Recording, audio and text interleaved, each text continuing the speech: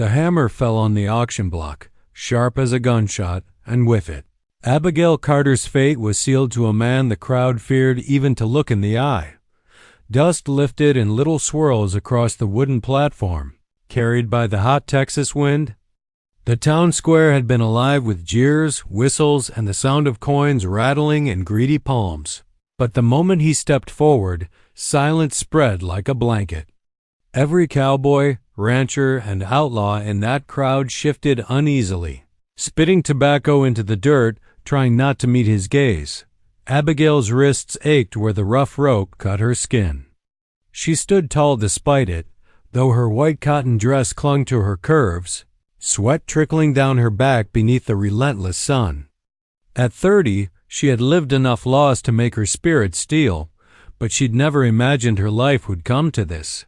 Standing on an auction block, her worth reduced to coin, her body appraised like cattle. "Sold?" the auctioneer barked, his voice quivering now, to the Apache warrior. A murmur rippled across the square, half fear, half fascination. Abigail followed their gaze. He was taller than any man she'd seen, his shoulders wide as the horizon, muscles rippling beneath sun-browned skin. His long black hair gleamed blue in the sunlight, falling loose down his back, adorned only with a strip of leather and beads that caught the light. Around his neck hung bone and turquoise, the kind of jewelry townsfolk whispered about but never dared touch. But it wasn't his size or his adornments that unsettled her, it was his eyes. Dark, steady, alive with something primal yet unreadable, like fire banked in coals. They didn't dart or flinch like the men in town. His eyes chose where to rest, and at that moment, they chose her. He stepped forward, the earth seeming to bend beneath his boots. A hush fell so deep Abigail could hear the creak of the platform, the flap of a crow's wings above, the thud of her own racing heart. The Apache warrior stopped before her, shadow falling over her body. He didn't leer like the others had. He didn't spit tobacco, didn't laugh, didn't mock. Instead, his lips parted and his voice rolled out low and steady, a voice that seemed to hum in her bones. "Perfect for my arms." The words cracked her defenses more than chains ever could. Not because they claimed her, but because they carried weight not of ownership, but of reverence. No man had spoken of her body without hunger or cruelty since she was a girl. Yet here, in front of a town that wanted her broken, this warrior's tone struck her like an arrow, possessive, yes, but also protective. Abigail tried to steel herself, to summon the fury that had carried her through the fire years ago when the ranch burned and her family perished in the smoke. But when the warrior bent, scooped her into his arms, and lifted her as though she weighed no more than a child, her breath hitched. The crowd gasped. Some backed away. Others whispered prayers. Abigail's face flushed hot, her jaw clenched as she twisted against him. "Put me down," she hissed through gritted teeth. But Takoda, though she did not yet know his name, did not answer. He simply turned, his stride long and steady, as if the entire world had fallen away except for the woman in his arms. Abigail felt the firmness of his chest against her shoulder, smelled the wild mix of leather, smoke, and earth clinging to his skin. She hated the way her body betrayed her, the way her pulse quickened not from fear alone but from something far more dangerous, curiosity. Townsfolk parted before him, unwilling to touch or stop him. Mothers pulled their children close, men lowered their eyes, and the sheriff stood frozen on the edge of the crowd, hand hovering near his gun but never daring to draw. For Abigail, every step carried her farther from the life she had known, the dusty streets, the saloon laughter, the ranches spread across the prairie. But as the Apache warrior carried her toward the edge of town, her heart whispered the truth her pride could not admit. She wasn't just being taken. She was being chosen, and in that moment, as the horizon swallowed them both, she realized she had stepped into a story far larger, far more dangerous than the one she had been sold into. The sun had not yet sunk when the Apache warrior set Abigail on his horse. The animal was tall, black as midnight, its mane whipping in the wind, eyes reflecting the fire of the fading sky. Abigail's wrists still bore the red welts of rope, though he had cut them loose with a knife carved from bone. She rubbed the skin in silence, her pride refusing to let him see the sting of her pain. He mounted behind her, his chest pressed solid against her back, the heat of his body impossible to ignore. She stiffened, her hands gripping the horn of the saddle until her knuckles whitened. He made no move to bind her ankles, no attempt to cage her further. Instead, his arms rested on either side of her, steadying the reins as though she were not a captive at all, but a passenger. The desert stretched before them, vast, endless, painted in strokes of crimson and gold. The land smelled of sagebrush and dust, every gust of wind laced with grit that caught on her lips. Abigail lifted her chin, squinting into the horizon. A silence hung between them, thicker than the air. Finally, her voice broke it, sharp as a blade. "You don't own me." The words cracked out of her like a whip. She expected him to laugh, or to tighten his grip, or to strike her for insolence. That was what men did when a woman defied them. Instead, his voice came low, measured. "Not own," he said, his breath warm against her ear. "Carry." Abigail swallowed hard. The single word rattled her more than chains ever could. Carry.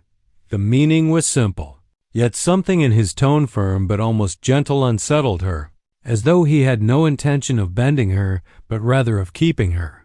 She turned her head slightly, catching a glimpse of his profile.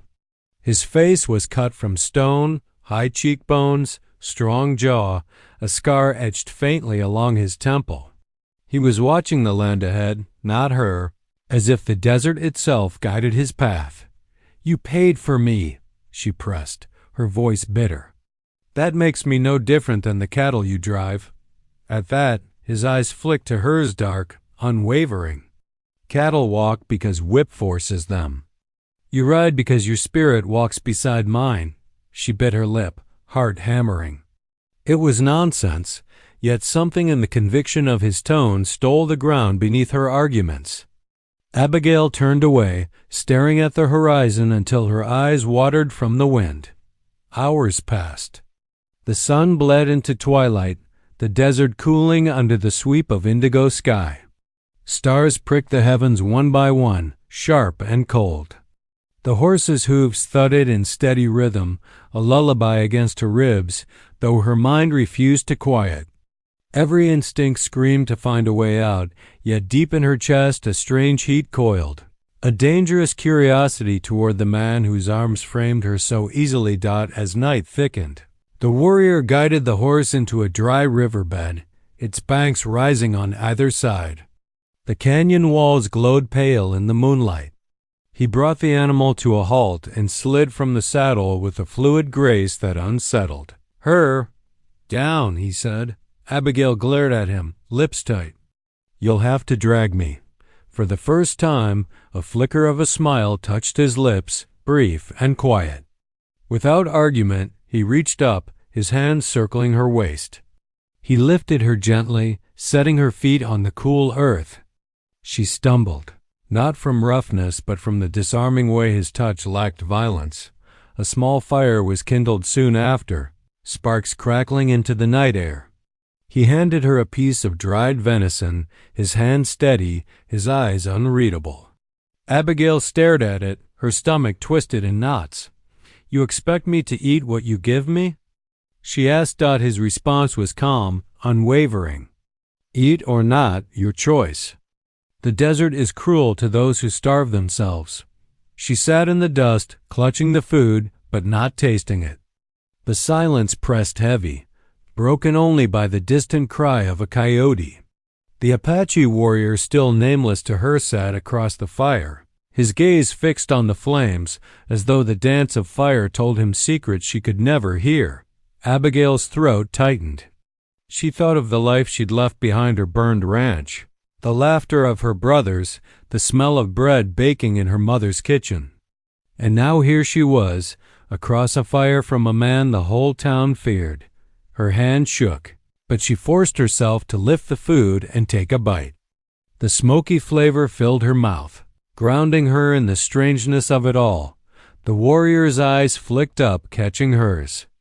For a heartbeat, the firelight reflected in his gaze, and she saw not just a captor but something else entirely, something steady, untamed, unyielding. And for the first time since the hammer had fallen on the auction block, Abigail felt not just fear but a dangerous spark of wonder. By the time the sun rose, Abigail's body ached from the long ride. Her dress was streaked with dust, her lips cracked from the desert wind, yet her spirit clung stubbornly to defiance. She had not spoken again after his strange correction, Carrie.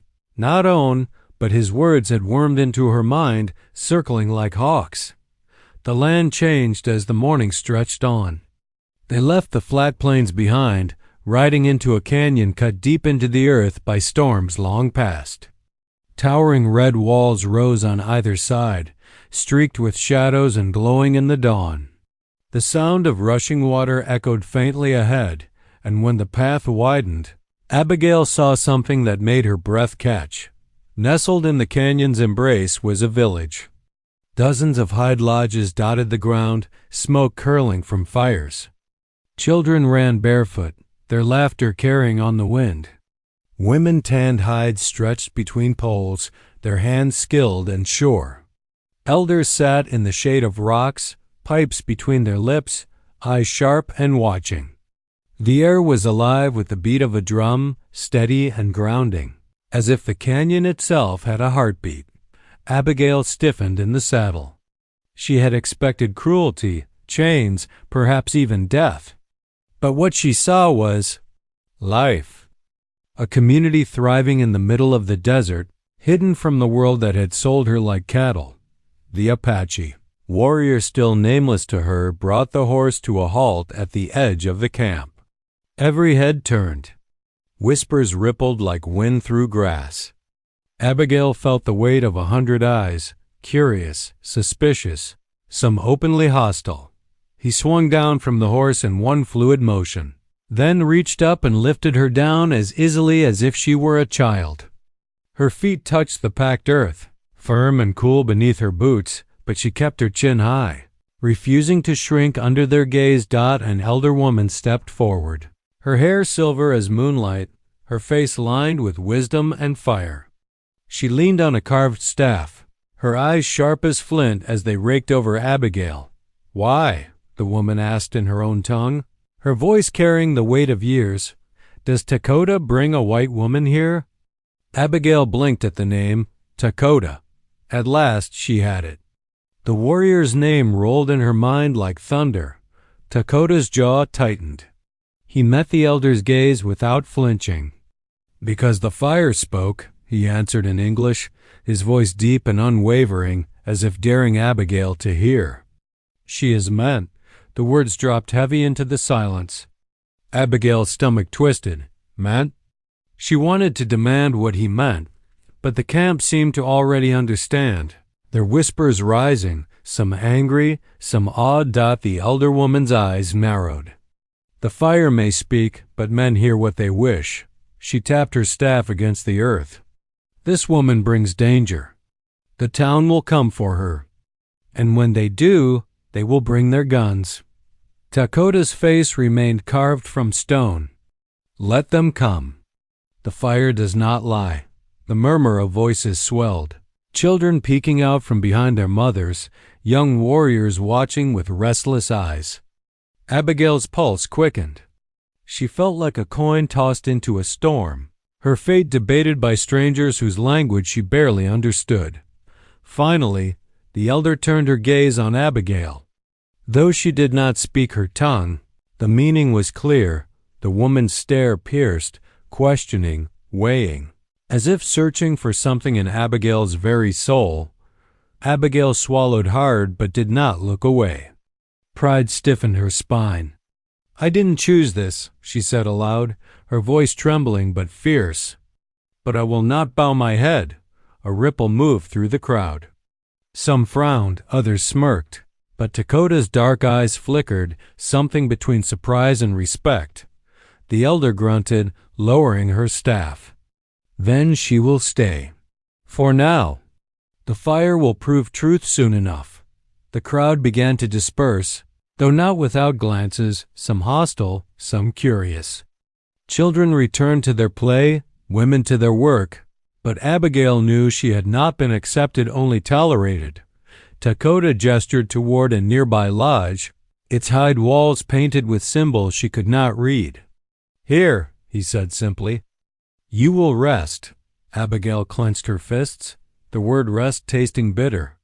She was not here by choice, yet the camp pulsed with life, and her eyes betrayed her by drinking it all in the colors of woven blankets, the smell of roasting meat, the rhythm of the drum echoing in her chest as she stepped inside the lodge, shadows closing around her. She realized something she had not dared admit before. She was not in chains. She was in something far more dangerous. She was in his world now. The hide walls of the lodge glowed faintly, the fire outside painting them with shifting shadows. Abigail sat cross-legged on a woven mat, her back straight despite her exhaustion. Every muscle in her body ached from the long ride, her dress clinging with sweat and dust, but she refused to slump, refused to look weak before the people who had stared at her like an intruder. A bowl of stew rested in front of her, its smoky scent curling into the air. Venison and corn simmered in broth, rich and savory. Her stomach clenched with hunger, but her pride was louder. She would not eat their food, not yet. She listened. Outside, voices murmured, children laughing again, the steady beat of a drum, the crackle of firewood. It was strange how the camp hummed with life when she had expected cruelty. She imagined her brothers watching from some distant heaven, shaking their heads. Abigail Carter, sold on a block and carried into an Apache camp, what would Pei have said? The lodge flap rustled, and Takoda entered. He moved quietly, without the heavy steps of the men she had known in town. His presence filled the small space, not because of noise, but because of the way the firelight caught on him, his long black hair shining, the bone and turquoise jewelry across his chest casting shadows on his sun-browned skin. He lowered himself to the ground across from her, his movements fluid, deliberate. He didn't reach for a weapon, didn't loom over her. He simply sat, eyes steady on her face. "Eat," he said, his voice low, calm. Abigail's chin lifted. "And if I don't?" His eyes didn't waver. "Then hunger will teach what I cannot." The words stung not because they were cruel, but because they carried a truth she could not ignore. Her pride battled with the gnaw in her belly. She wanted to fling the bowl aside, to tell him she would rather starve than bend. Yet the smell wrapped around her like smoke, reminding her of nights long ago at her mother's table when stew had meant warmth and safety. Slowly, she lifted the bowl. She ate with small, measured bites, refusing to let him see her desperation. The stew was hot, smoky, grounding. Takoda watched in silence, his expression unreadable. Finally, she lowered the bowl, her voice sharp. "Why am I here? Why bring me? You could have left me in town." Or dead. For the first time since she had met him, his eyes softened, though only slightly. Because the fire spoke, her brows knit. "The fire?" He nodded, tapping his chest with 2 fingers. "Dream, fire shows path." "It showed you." Abigail's skin prickled. She wanted to laugh at the absurdity, to dismiss it as savage superstition, but the conviction in his tone rooted the words deep in her chest. She had seen men lie, boast, deceive. His voice carried none of that.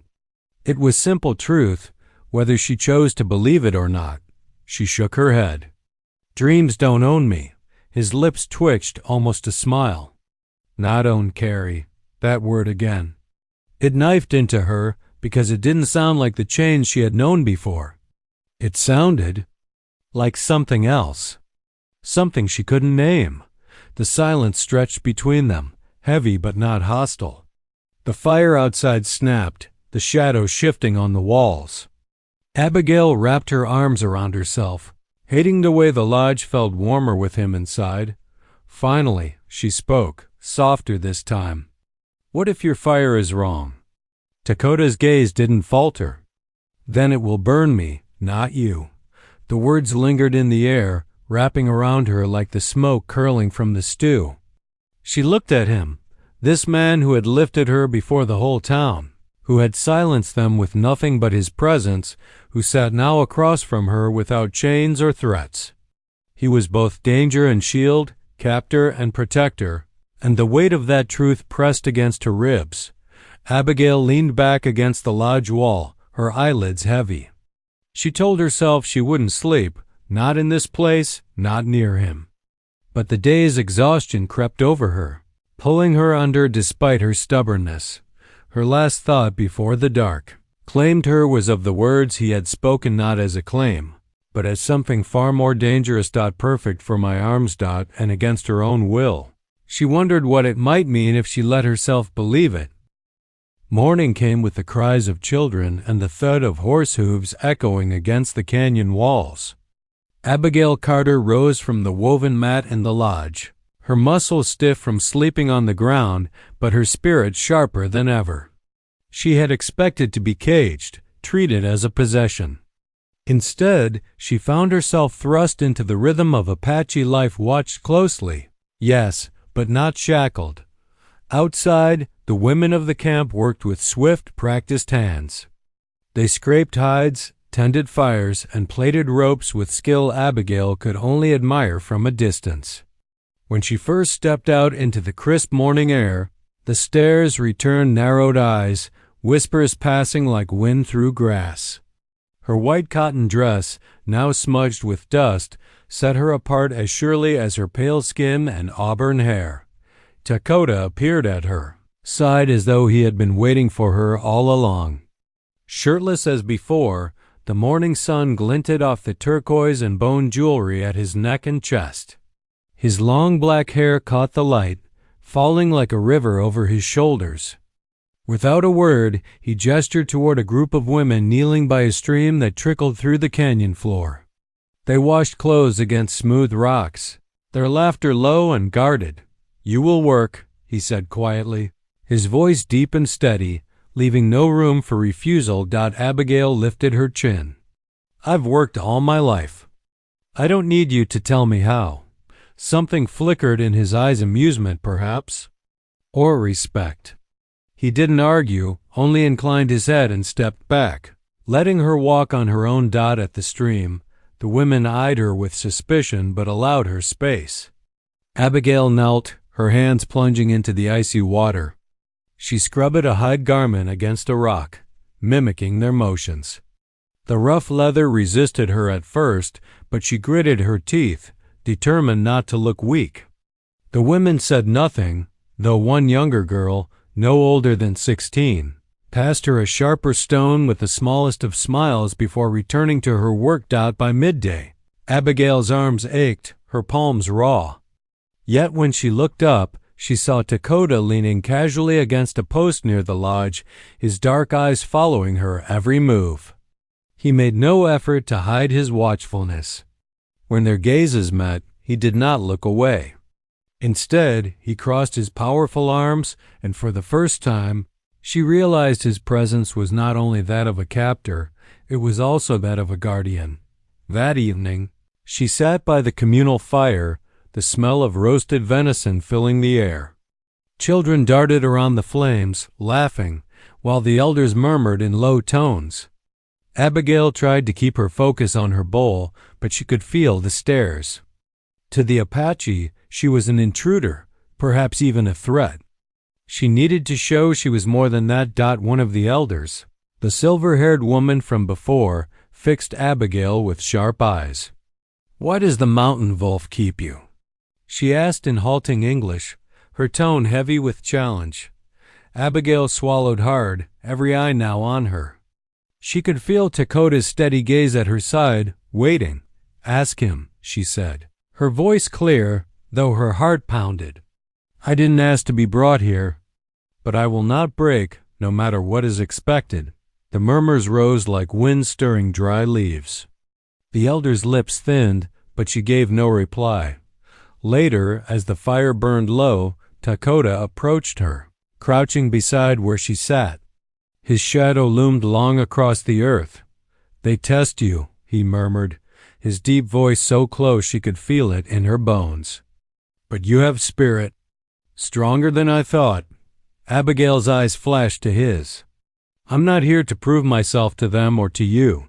A faint smile ghosted across his lips, gone as quickly as it came. "You already have," and in that moment, though the canyon still felt like a cage of stone, Abigail realized something had shifted. She was no longer merely a woman stolen. She was becoming a presence in this place, one the Apache could not ignore, and neither could Takoda. The day had been long, filled with the rhythm of the canyon, children laughing and running, women pounding corn, elders murmuring in low, measured tones. Abigail Carter's arms ached from hours of labor, but the ache was nothing compared to the tightening knot in her chest. She had begun to understand the rhythm of the camp, the subtle ways the tribe measured her strength, her courage, her patience. But she also knew that peace in the desert was fragile. The first sign came as a distant thundering, faint against the canyon walls but unmistakable, hooves on hard-packed earth. Abigail's pulse jumped. She straightened, dust streaking her arms and dress, eyes scanning the horizon. Takoda, already moving to the ridge, did not speak. His posture was tense, every muscle coiled like a panther ready to spring. Through the haze of late afternoon sun, the riders became visible. Men on horseback, a dozen at least, their faces set and voices raised, shouting commands Abigail could barely catch. The cattle barons of her town, men who had watched her sold, men whose cruelty she had learned to fear. "They've come for her," whispered a young warrior behind her, his hand tightening on his spear. Takoda's dark eyes never left the approaching riders. "Let them see," he said quietly, voice low but firm. "The canyon does not yield without challenge." Abigail's heart pounded, a mixture of fear and something she couldn't name. She had been sold once, bound by the hammer of a greedy auctioneer. But this was different. Now she had a choice, a life, a strange sense of belonging, even if it was tentative. And yet, the world outside the canyon refused to let her go. The riders spurred closer, their horses kicking up clouds of red dust. Abigail recognized their leather coats, the glint of rifles. She felt the stirrings of panic, the old instinct to run, to hide, to surrender. But Takoda's presence behind her was grounding. His chest pressed close, steady and unyielding, his arms like steel around her. "You are not theirs," he murmured, his voice a low growl in her ear. "Not now. Not ever." A shiver ran through her. The words were a promise and a warning, but they did not erase the fear coiling inside her. Abigail gripped the spear at her side, an unfamiliar weight in her hands, and met the gaze of the riders as they entered the canyon floor.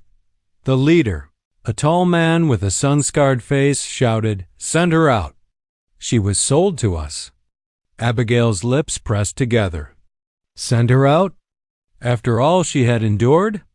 After all she had learned here? She would not return to chains. Not now, not ever. Takoda stepped forward, his chest gleaming bare in the sunlight, muscles tense, turquoise and bone jewelry catching the light. His long black hair flowed behind him, framing his face like a shadowed banner of defiance. "She is not yours," he said, his voice carrying like thunder through the canyon. "She belongs to no man but herself." The riders faltered, uncertainty flickering across their faces. Guns were leveled, but the Apache warriors emerging from the canyon flanks were fast and sure, armed with spears, bows, and knives. Abigail's stomach knotted as she realized the canyon had become a trap for the intruders, and Takoda had anticipated their arrival. The leader spat. "This is theft. You have no claim." "Fire speaks," Takoda said, steady and commanding. "She is meant to walk with us, not under your whip." The standoff stretched, tense as a drawn bowstring. Abigail felt the weight of every gaze Takoda's steady and protective. The tribes fierce and watchful, the barons angry and uncertain. Her heart raced. Every instinct screamed to flee, yet her legs stayed planted. She stepped slightly forward, raising her chin. "I'm not going back," she said, voice clear and ringing across the canyon. "If I stay, it is because I choose." The horses shifted, dust rising in small clouds. The leader cursed, and the riders hesitated, their confidence faltering in the face of Takoda's unwavering stance and the quiet determination in Abigail's voice. Slowly, the tension ebbed. One by one, the men turned their horses, riding back toward the horizon, swallowed by dust and shame. The canyon fell silent, except for the distant murmur of the river. Abigail turned, heart pounding, and met Takoda's eyes. The firelight from the nearby camp reflected in them, warm and dangerous, protective and intimate. He extended his arm toward her. She placed her hand there, fingers brushing against the warmth of his skin, and in that simple touch, the world outside no longer seemed so terrifying. "Perfect for my arms," he murmured again, not as a claim, but as a promise. And for the first time in days, Abigail Carter allowed herself to believe it. The canyon slept in the hush of midnight, broken only by the soft murmur of the river and the distant howl of a coyote. Abigail Carter lay awake on the woven mat in the lodge, the events of the day playing over in her mind like a relentless drumbeat. Her arms ached, her body still stiff from the labor and the tension of the standoff, but her heart carried a weight far heavier than physical fatigue. Takoda sat across the lodge, the firelight flickering over his muscular, shirtless frame, turquoise and bone jewelry glinting in the shadows. His long black hair fell across his shoulders, catching the amber light with each subtle movement. He didn't move to sleep, didn't shift. He simply watched her, silent and unwavering, as if the very act of his presence could shield her from the world outside. Abigail's lips pressed together. She was not weak. She would not admit fear. And yet, the knowledge that Takoda had faced the men who had once claimed her, that he had stood unwavering while danger pressed against the canyon, filled her chest with something she could not name. Respect? Gratitude? Or something more dangerous, a stir of emotion she had never allowed herself to feel before. "Why do you stay?" she asked finally, voice low, barely above the whisper of the fire. Takoda's eyes met hers, dark and deep. "Because you belong here," he said simply. "Not because the fire spoke, not because I claim it, but because you carry your own strength." Abigail turned her gaze away, feeling the heat creep into her cheeks. Her fingers clenched in the folds of her dress. "I wasn't given a choice before," she said, voice tight. "Sold. Carried. Forced. How is this? Different?" "Because now," he said, standing and crossing the lodge with the quiet grace of a predator, "you choose." She watched him, every step measured, every movement deliberate. He stopped before her, dark eyes locked on hers, and for a moment the world shrank to the small circle of firelight around them. The desert, the canyon, the river, they all fell away. "Perfect for my arms," he murmured again, this time softer, almost tender, yet carrying the weight of the promise it had always held. Abigail's breath caught. She swallowed hard. She had faced fear, betrayal, and pain, yet his words did something no chains ever could. They made her feel seen. Not as a possession, not as an object, but as a woman of choice, of strength, of courage. Outside, a low murmur signaled the return of the night's quiet. The camp slept around them, shadows stretching long and still. Children huddled with their mothers, elders kept watch over the fire. and the canyon walls glowed faintly under the moonlight. Takoda extended his hand, a simple gesture, yet it carried the weight of all that had passed. The auction block, the ride through the desert, the standoff, the labor under the sun. Abigail hesitated, heart hammering, before placing her hand in his. His grip was firm but careful, the warmth of his palm grounding her. The silence between them was no longer heavy with fear. It was charged, electric, a current running through them that needed no words to define it. Abigail realized with a thrill she could not suppress that she was no longer merely surviving in the canyon, she was part of it. Part of the tribe's rhythm, part of Takoda's world, part of a story she had never imagined she could belong to. The fire crackled, sending sparks swirling into the night air. Takoda guided her toward the lodge's entrance, the wind carrying the scent of sagebrush and earth. Abigail felt the night press around her, fierce and alive, yet no longer threatening. She glanced at Takoda, and for the first time, fear and uncertainty melted into something warmer, trust, and a sense of home she had never known. He spoke one final time, voice low and sure. "The canyon does not break those who walk with it, Abigail. You have survived, and you have chosen. That is your strength." Her lips curved, the faintest smile of release and acceptance. She could no longer pretend to be only a victim of circumstance.